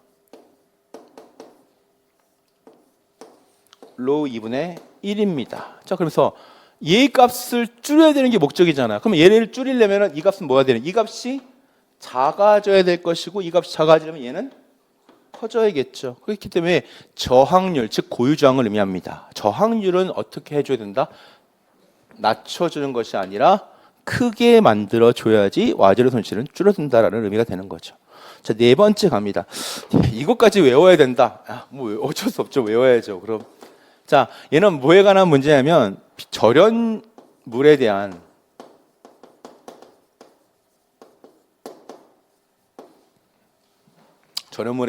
허용 최고 온도, 최고 허용 온도.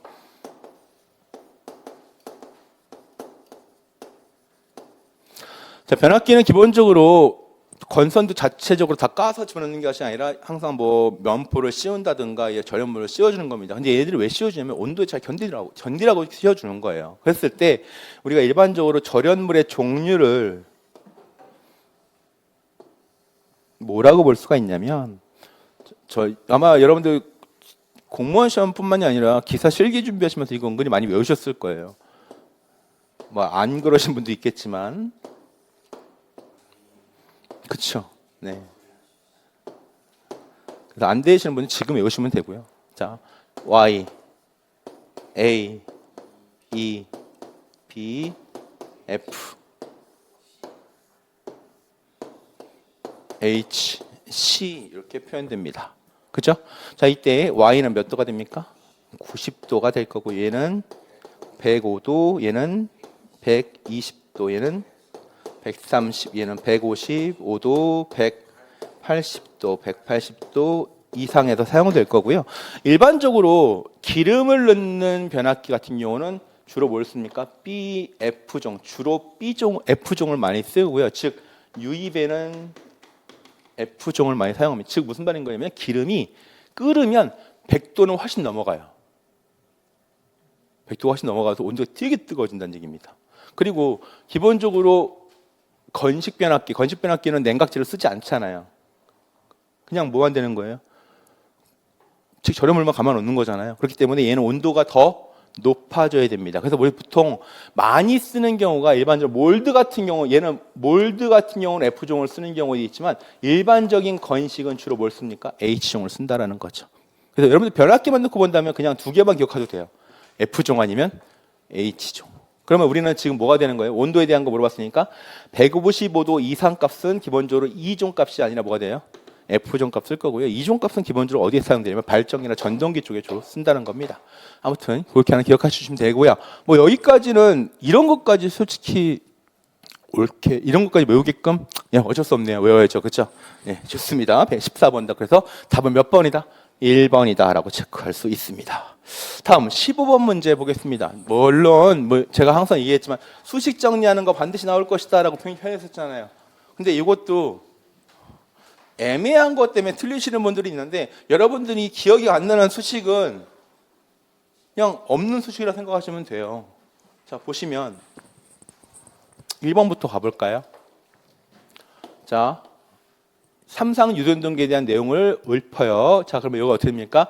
슬립 S에 대한 내용인데, 슬립은 우리 보통 어떻게 표시해요? S는 NS분의 NS-N입니다. 그럼 NS-N이 나왔기 때문에 이 NS가 관련돼서 설명을 하라는 얘기잖아요. 그러면 NS는 어떻게 쓸 수 있습니까? P분의 120F의 NS-N이 되기 때문에 거꾸로 뒤집으면 120F의 P에다가 NS-N이다 이렇게 표현되는 거죠. 아무리 때려자고 해도 뭐가 안 나와요. 이 파이 값을 표현할 수 있는 방법이 별로 없죠. 그렇죠? 그러니까 이거는 일단 맞는지 틀리는지 모르겠으면 체크. 됐나요? 두 번째 갑니다. 뭐라 했습니까? 회전 속도 n에 대한 걸 물어봤잖아요. 그럼 우리는 이걸 알고 있잖아요. 회전 속도 n은 무슨 관계라고 했습니까? 1-n의 ns다. 그럼 2번은 확실히 틀렸네요. 3번 가볼까요? 토크 T에 대한 관계를 물어봤는데, 토크 T에 대한 관계 물어볼 때 잘 보셔야 되는 게 뭐가 있다고 그랬으니까 여기 뭐가 있어요 지금? P2가 놓여져 있습니다. 됐나요?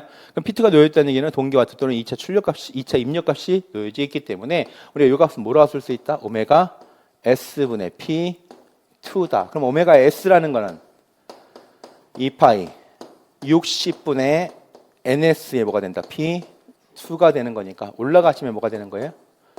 2파이의 60에 NS분의 P2다 이렇게 표현할 수 있는 거죠. 그럼 요거 계산해 보시면 파이분의 30, 얘는 NS분의 P2다라고 표현하는 겁니다. 자, 얘가 만약에 뭘로 표현될 수 있는 거예요? 회전 속도와 2차 출력에 대한 관계로 쓸 수도 있는데, 어차피 회전 속도와 2차 출력의 관계, 얘 뭘로 바뀌는 거예요? 얘는 요 값은 그냥 n으로 바뀔 것이고 이 값이 뭘로 바뀌는 거예요? p out 값으로 이렇게 바뀐다는 얘기죠. 그죠? 그렇기 때문에 3번도 뭐가 되는 거예요? 틀렸다는 거 알 수 있겠죠? 그럼 4번 문제 살펴보도록 하겠습니다. 자, 4번에 대한 내용 우선 살펴보시기 전에 우리가 첫 번째 기억해야 될 게 2차 동선을 살펴보셔야 됩니다. 자, 2차 동선 어떻게 구합니까? PC2 값은 SP2다 이렇게 구할 수 있는 거고요. 그 다음에 2차 출력은 Pout은 1-S의 P2로 구할 수 있는 거죠. 이 내용은 여러분들 이걸로 당연히 보실 수 있을 거예요. P2 대 PC2 대 Pout은 1대 S 대 1-S다. 이 관계식 가지고 풀 수 있는 거죠. 자, 그러면 문제에서 이 관계 뭐가 됩니까? Pout분의 PC2입니다. 자, 그럼 얘는 어떻게 쓸 수 있는 거예요? Pout은 1-S P2가 될 것이고 얘는 SP2가 됩니다. 그러면 얘네들이 서로 뭐 하는 거예요? 없어지면 기본적으로 우리 이것도 많이 얘기했었잖아요. P2와 Pout의 관계는 요거 관계만 따지면 되는 거잖아요. 뭐가 돼요? 1-S분의 P 1-S분의 S가 되더라는 거 알 수 있겠죠. 그래서 여기다가 S 값에다가 뭐 집어넣는 거예요?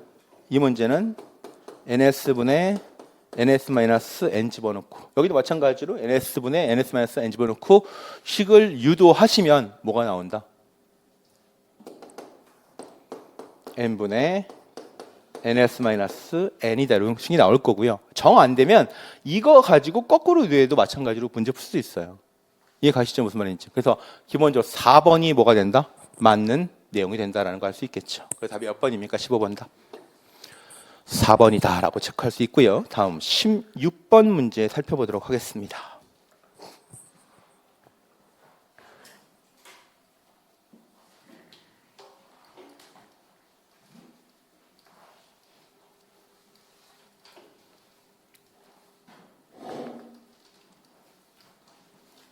자, 16번 문제도 이거 은근히 함정 문제라고 볼 수가 있는데요. 이걸 함정에 빠지신 분들도 있을 수 있을 거예요. 그냥 어떻게 계산했냐면은 그냥 I2 곱하기 R이라고 하는 경우가 원래 답이 돼야 되는데 이걸 뭐라고 생각하는 거예요? 전화 강화라고 생각하고 무부하에서 전격 전화 빼버리고 답을 택하시는 분도 있을 수 있는데 그건 완전 틀린 거죠. 그럼 변압기 내부의 값인 거예요. 자, 얘는 어떻게 계산해야 되냐면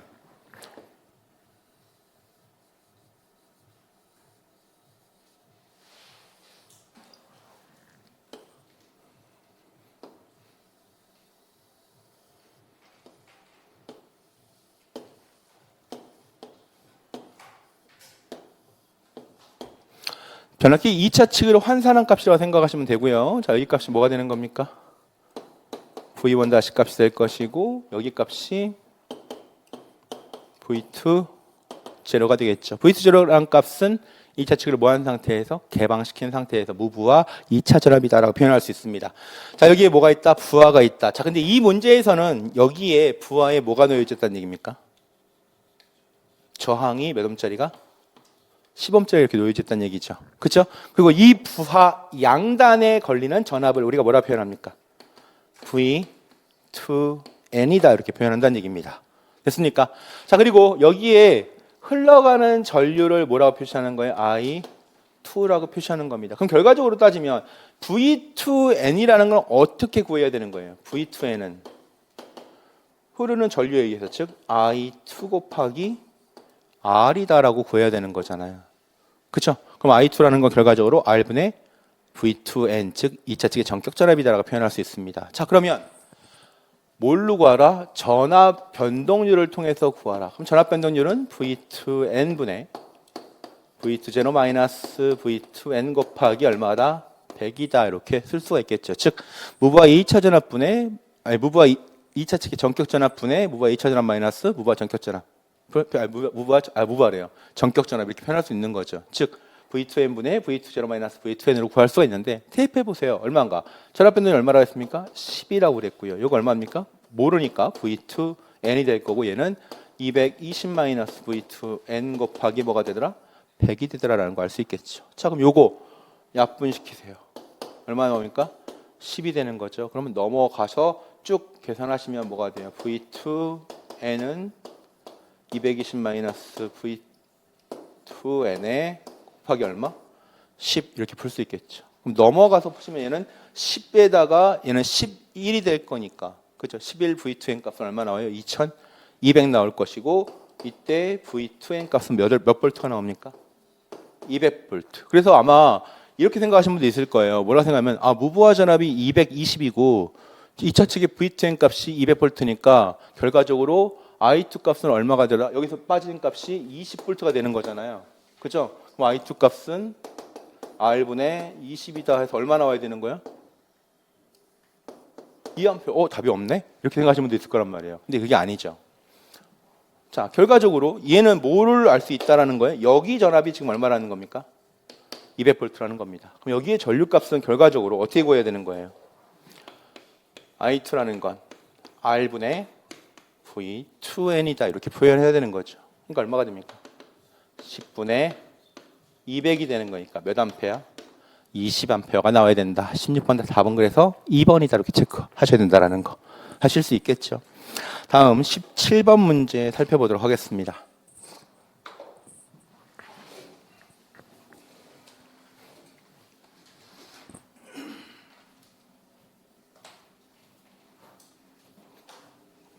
자, 17번 문제 전격 출력이 3.5kW라 했습니다. 자, 우리 유도전등기 문제가 주어질 때 전격 출력에 관한 내용이 나오게 되면 뭐부터 살피자고 그랬어요? 조건에 대해서 기계손이 있냐 없냐를 먼저 판단하자고 그랬습니다. 자, 그 이유가 뭐라고 그랬습니까? 전격 출력에 대해서 기계손, 즉 회전자 손실이 주어지는 경우와 기계손이 주어지지 않는 경우의 케이스를 보자고 하면은 기계손이 주어지게 되면 이때 2차 출력 값은 뭐라고 표현한다고 했습니까? Pn 플러스 전격 출력 플러스 로터 로스 또는 메카니컬 로스 이렇게 표현한다고 했죠. 즉 회전자 손실 값을 더해줘야 된다고 그랬고요. 주어지지 않으면 즉 이 문제처럼 주어지지가 않은 경우는 그냥 2차 출력 자체가 뭐하고 똑같다? 전격 출력값하고 같다라고 놓고 본다 그랬습니다. 그렇기 때문에 자, 이 값은 지금 2차 출력값이 얼마 나오는 겁니까? 3.5kW가 나온다는 거 알 수 있겠습니다. 그렇죠? 자, 그러면 우리가 이 문제는 시간이 없어서 찍게 되면은 결과적으로 자, 뭘 구한다는 거예요? 동기 와트를 구한다고 그랬잖아요. 그럼 동기 와트라는 게 뭐예요? 얘는 2차 입력값, 즉 토크를 만들 수 있는 회전자의 입력값이다라고 표현할 것이고 이 말의 의미는 우리가 뭐하고 똑같다? 공급 출력값하고 같다란 얘기죠. 얘는 우리가 뭐라고 표현을 해요? 2차 출력이잖아요. 그럼 출력보다 입력은 당연히 무슨 값이 돼야 돼? 큰 값이 돼야 되지. 그럼 얘는 일단 두 개 답은 지워놔. 아시겠죠? 자, 그럼 구해봅시다. 뭐 구하라 했어요? 동기속도 NS 구하라 그랬죠? NS는 P분의 120F가 될 거니까 이거 얼마입니까? 몇 극? 4극에 120 곱하기 60이 될 거니까 몇 RPM? 1800 RPM이 됩니다. 자, 그럼 슬립은 NS분의 NS-N이 되기 때문에 얼마가 되는 거예요? 1800분의 1800 마이너스 1750이 될 거니까 얼마 나와요, 슬립은? 굳이 이거 소수점으로 할 필요 없다 그랬지. 그냥 얼마예요? 얘는 36분의 1이 됩니다. 됐죠, 그죠? 그러면 우리가 앞에서 얘기했던 것처럼 P2대 PC2대 Pout은 1대 S대 1-S 이 관계를 따져가 보시면 P2 값은 뭐가 나옵니까? 1-S의 1분의 Pout이다. 이 관계를 얻을 수가 있습니다. 그렇죠? 자, 그럼 대입해 보시면 1-36분의 1 Pout 값이 얼마입니까? 3.5가 되는 거죠. 그럼 요거 보시면 요거 얼마 나오냐면 36분의 35 약분시킬 수 있게 만들어 주는 거예요. 그렇죠? 요거 얼마 나옵니까? 3.6kW가 나옵니다. 그래서 답이 17번도 몇 번이다? 답은 3번이다. 네. 자, 그 다음 문제 볼게요. 18번 문제 보도록 하겠습니다. 18번.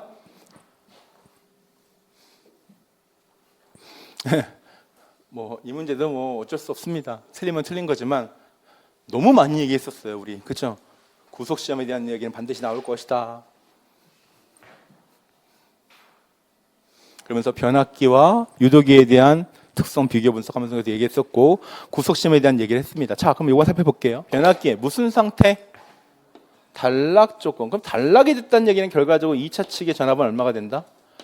0이 된다라는 거고요. 그렇죠? 마찬가지로 유도기도 2차 측의 전압이 얼마입니까? 0이 됩니다. 그렇죠? 그리고 단락이 됐다는 얘기는 무슨 값이 커지는 거예요? 전류값이 최대값이 나올 것이고 여기에 대한 임피던스 값이 최소값이 나온다는 걸 알 수 있습니다. 자, 그러면 유도기에서 이런 상태 값이 만들어진다라는 거. 우리 유도기의 회로 한번 살펴보시면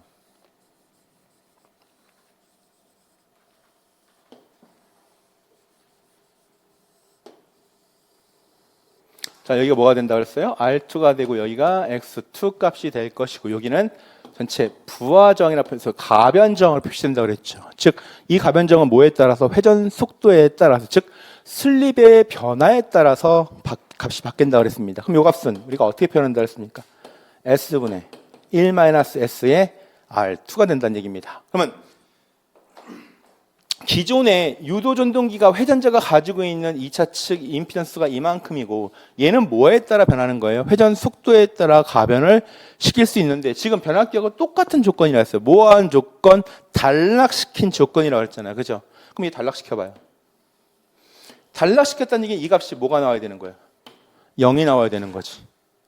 그쵸? 자, 그러면 이 값이 0이 나오려면 어떤 값을 집어넣어야 돼요? 분모가 일단 S가 0이 되면 안 되죠. 그럼 뭐가? S가 1이 되게 되면 1-1이 되기 때문에 전체 값이 뭐가 나와요? 0이 나옵니다. 그럼 우리가 이제 볼게요. 우리가 일반적으로 유도기에서 특히 유도 전동기에서 S가 1이 나오는 상태인데 값 몇 가지가 있었습니까? 물론 S가 1일 때는 첫 번째 무슨 상태? 기동신호 슬립이 1이라고 그랬어요. 그죠? 그럼 기동시라는 건 어느 때 시키는 거예요? 멈춰 있을 때 시키는 거잖아요. 그러니까 뭐야? 정지시에도 얼마 나와? 1 나오는 거죠. 그리고 우리가 강제적으로 멈추게 하는 방법이 있다고 그랬잖아요. 어떻게 한다 그랬습니까? 클램프 껴주고서는 못 돌게 막는다 그랬죠. 그죠? 못 돌게 막으니까 얘는 어떻게 한다 그랬어요? 하고 떤다고 그랬잖아. 그게 무슨 조건? 구속 상태가 된다 그랬지. 그래서 그때도 슬립이 얼마가 되는 겁니까? 1이 되는 조건이 되는 거죠. 그래서 이 문제는 어떤 운전 상태가 되는가, 뭐 찾아가는 거예요? 슬립이 얼마일 때? 1일 때의 값을 찾아가는 겁니다. 그렇죠? 그래서 우리가 이거 그런 얘기도 했었어요. 구속 상태일 때 임피던스 값하고 구속 상태일 때의 저항 값하고 구속 상태의 임피던스 값, 뭐 전류 값 다 얘기했었잖아요. 전류가 뭐가 나온다 그랬습니까? 현재 전류값이 최대가 나온다고 그랬고요. 그러니까 당연히 뭐가 되는 거야? 생각해 보세요. 잡혀 있으니까 여러분도 마찬가지잖아. 잡혀 있으면 도망가고 싶어서 안 그래요? 학원에서 선생님 가지 마 그러면 어떻게 됩니까? 집에 가고 싶어요. 선생님이 전 선생님의 공부를 열심히 듣겠습니다. 이런 사람 한 명도 없잖아. 물론 그럴 수도 있겠지만. 자, 그래서 도망가고 싶어서 불을 떠는 거죠. 그러니까 얘도 마찬가지입니다. 돌고 싶어서 힘이란 힘은 다 가해줘야 되는데 그 힘의 원천이 뭐가 되는 거예요? 전류값이 된다는 얘기입니다. 전류값이 최대가 될 것이고 전류값이 최대가 되니까 임피던스는 뭐가 된다? 최소값이 된다. 그렇게 기억을 좀 하자고 얘기했었잖아요. 기억나시죠? 좋습니다. 자, 그 다음 문제 보도록 하겠습니다. 이 문제가 좀 여러분한테 좀 생소하거나 좀 어려울 수가 있는데요.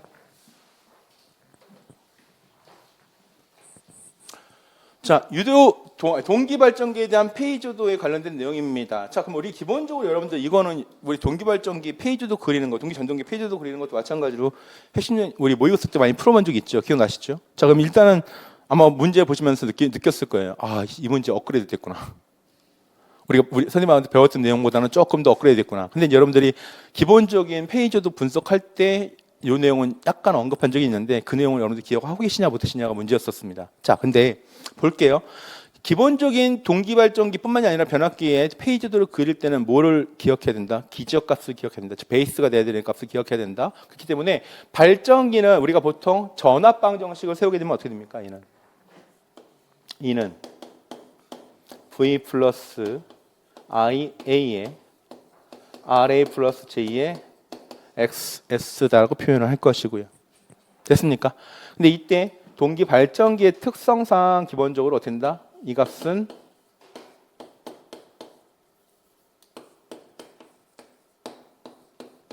얘하고 얘를 비교했을 때 누가 더 많이 크다 그랬습니까?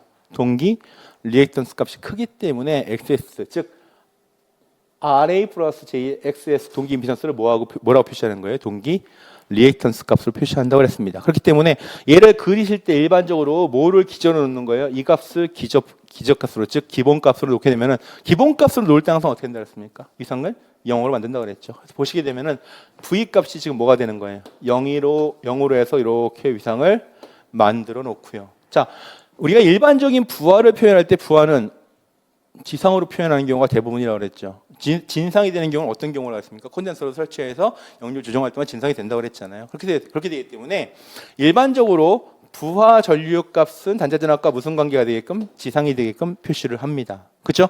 자, 그리고 여기서부터 시작을 할 거니까 얘에 대해서 몇 도 J 요 값이 뭐가 되는 거예요? 결과적으로 요 값이 J의 XS 곱하기 I A 값이 되도록 만들어 주는 것이고요. 그렇죠? 그럼 요 값이 뭐가 된다? 요 값으로 표시할 수 있는 거고 나중에 어떻게 된다 했습니까? 시작 부분과 끝 부분을 연결해서 요 값이 무슨 값이다? 기전력 값이다라고 표현할 수 있는 거죠. 맞아요. 근데 전동기는 이게 뭐가 된다 했습니까? 바뀐다 그랬죠. 그렇죠? 누가 더 크다 그랬습니까? 단자 전압 값이 커지고 이거에 대한 값이 전압 강화가 발생하면 여기저기 작아진다 그랬죠. 그렇죠? 그렇게 표현한다 그랬습니다. 자, 그 대신 여러분들 요걸 이제 보시면 첫 번째 EA 코사인 세터, EA가 여기 있고요. 코사인 세터가 아니 잘 봐야겠네요. 코사인 세터가 아니라 델타 값입니다. 그렇죠? 그럼 코사인 델타 값이 뭐가 돼요? 요거 되는 거죠. 맞아요? 그럼 이거란 얘기는 이 값하고 뭐가 되는 서로가 같다고 표현할 수 있습니다. 같다고 표현하는 건 델타 값이 얼마일 때? 0일 때. 즉 역률이 가장 좋아한 상태가 될 거니까 무효 전력은 얼마가 되는 거다? 유효분만 남는 거죠. 두 개의 값이 서로가 같아지면 뭐가 된다? 유효분의 값만 만들어질 것이다. 즉 무효 전력은 0이 된다라는 겁니다. 두 번째, 최대 출력은 이게 동기 발전기의 페이저도 즉 돌극형이 아니기 때문에 일반적으로 얘는 비돌극형이죠. 그럼 최대 출력은 어떻게 나온다 그랬습니까? 사인 델타 값이 뭐가 될 때? 1이 될 때. 즉 P는 XS분의 2V 사인 델타가 되니까 이 값이 얼마가 되는 거예요? 90도가 될 때 발생을 하더라라는 거 알 수 있고요. 그렇죠? 자, 그 다음에 볼까요? IA가 VS보다 위상이 뒤지면 그랬습니다. 그럼 양의 유효전력 값을 갖는다고 했는데 일반적으로 P 플러스 J의 뭐가 돼요? PR이 되기 때문에 플러스가 무슨 값이 되는 거예요? 지상선분이 될 것이고 마이너스 값이 진상선분이 되는 거죠. 얘는 뭐라 했습니까? 양의 지상이 될 거니까 양의 무효전력이 발생한다. 맞는 얘기가 되는 거고요. 됐나요? 자, 그 다음에 한 가지 살펴보셔야 될 게 지금 여기서 XS의 I 사인 세타와 XSI 코사인스라 표현되는데 이건 나중에 동기 발전기에 대한 출력 곡선을 표시할 때 즉 이건 전력공학에 표시되는 내용들이에요. 주로 이걸 표시될 때 식을 유도하는 과정이 있는데 이것만 따져볼게요. 여기가 뭐가 됩니까? 세타가 되겠죠. 그다음에 여기는 뭐가 돼요? 막곡지각이 됩니다. 여기 뭐가 돼요? 직각이죠. 여기 직각입니다. 그럼 세타가 어디에 표시됩니까? 여기 값이 뭐가 되는 거예요? 세타가 되는 거죠. 그럼 요거에 대한 즉 이 성분에 대한 코사인 세타와 이 성분에 대한 뭐가 되는 겁니까? 사인 세타가 될 거니까 코사인 세타 성분이 뭐가 되는 거예요? 유효분이 될 것이고 사인 세타 성분이 뭐가 되는 겁니까? 무효분이 된다는 걸 알 수 있습니다.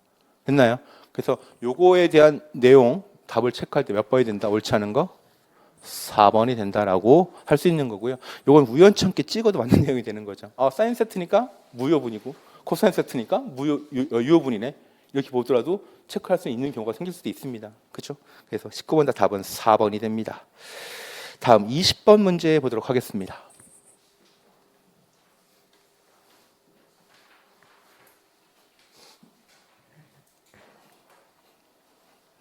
자, 무부하에서 유기기전력이 200V인 타여자 진유발전기라고 그랬습니다. 자, 타여자기 때문에 여러분들 기억하셔야 되겠죠. 타여자 진유발전기 가장 큰 특성이 뭡니까? 계좌 회로가 별도로 놓여져 있고 부하 전류 I와 누가 똑같다? 전기자 전류가 같다라고 쓸 수가 있는 거죠. 그렇죠? 그래서 부하 전류가 몇 암페어 들어간다 했습니까? 50암페어이기 때문에 이때 전기자 전류 몇 암페어? 동일하게 50암페어다라고 체크할 수가 있습니다. 자, 그 다음에 자속을 몇 배로 증가시켰대요? 2배로 증가시켰고 회전속도 몇 배가 됐대요? 2분의 1배가 됐대요. 자, 그러면 무부하에서의 기전력 값이 이제로, 사실 무부하는 그냥 이 값인데, 그죠? 그냥 이렇게 표시할게요. 이제로 값이 얼마입니까? 200V인데 부하를 걸어서 자속을 몇 배로 해준 거예요? 2배로 만들어줬어요. 자속 파이를 2파이로 만들어주고 회전속도 n 값을 얼마로 만들어준 거야? 2분의 1값, 2분의 n 값으로 만들어준 거죠. 자, 이때 기전력 E라는 건 K, 파이, n이기 때문에 자, 이 값이 지금 얼마라는 얘기입니까? 200V라는 얘기죠. 자, 변화시켰어요. 얼마가 됩니까? 2' 값이라고 표현하면 2'는 K에다가 2파이 곱하기 2분의 1 n이 되기 때문에 어차피 얘네들이 뭐한다? 약분되기 때문에 그냥 이 값은 뭐가 똑같은 거예요? 이 값하고 즉 이제 여기서 쓴 것처럼 이제로 이렇게 쓸게요. 이제로 값하고 같게 되는 거죠. 지금 몇 볼트가 나온다? 200볼트가 나온다는 얘기입니다. 됐습니까? 자, 그리고 문제를 읽어봤더니 뭐라고 되어 있냐면 브러쉬에 의한 전압 강화가 존재할 것이고 뭐는 무시해라? 전기자 변정은 무시한다. 전기자 변정은 항상 무시해요. 그렇죠? 네. 자, 브러쉬에 의한 전압 강화는 202V다. 즉 2B 값은 몇 볼트가 되더라? 2V가 된다. 우리가 어떻게 표현했습니까? 얘는 주어지면 적용하고 주어지지 않으면 적용할 필요 없다. 굳이 계산할 필요 없다고 그랬죠. 그렇죠? 자, 그러면 이때 기전력 E라는 건 어떻게 표현될 수 있다? V 플러스 IA의 RA 플러스 EA 플러스 E B가 되는데 지금 주어지지 않은 값은 얘는 주어지지가 않았으니까 적용할 필요 없다라는 거죠. 됐습니까? 그럼 V는 E-IARA의 마이너스 EB가 된다는 걸 알 수 있습니다. 그러면 바뀌었을 때 값도 얼마? 200. IA 값은 50. R 값은 얼마라고 그랬습니까? 0. RA 값은 0.1 마이너스 몇 볼트? 2볼트. 이렇게 따질 수 있겠죠. 그럼 몇 볼트가 나옵니까? 193볼트가 나옵니다. 그래서 답이 몇 번이 되는 거예요? 2번이 되는 걸 알 수 있습니다. 됐습니까? 예. 그래서 20번까지 문제 풀어봤는데요. 실제로 여러분들이 이렇게 말하면 뭐하지만 제가 괜히 높아심이 있었던 것 같아요. 그러니까 제가 되게 잘 볼 줄 알았는데 예, 생각보다 많이 좀 실수하신 것 같고 첫 번째 시험이다 보니까 어차피 여러분들 긴장이 굉장히 많이 할 수도 있는 거고 바뀐 유형에 대한 특히 뭐 다른 과목에 영향을 받을 수도 있는 거죠. 심리적인 영향에 의해서 못 볼 수도 있는데 자, 한번 경험해 봤으니까 두 번째 시험에서는 좀 즉 지방직에서는 좀 잘 볼 수 있는 방향으로 공부를 할 거고요. 예, 수업 시간에 그렇게 만들어 드릴 겁니다. 한번 그렇게 만들어 드릴 거니까 그 점 기억하시고 계속 꾸준히 좀 공부하셨으면 좋겠습니다. 자, 이상 기기 해설 강의 마치도록 하겠습니다. 수고하셨습니다. Swagger down the street with your red lips and funky beat. You better hold your head up to the sky. I'm gonna roll with you till the day I die.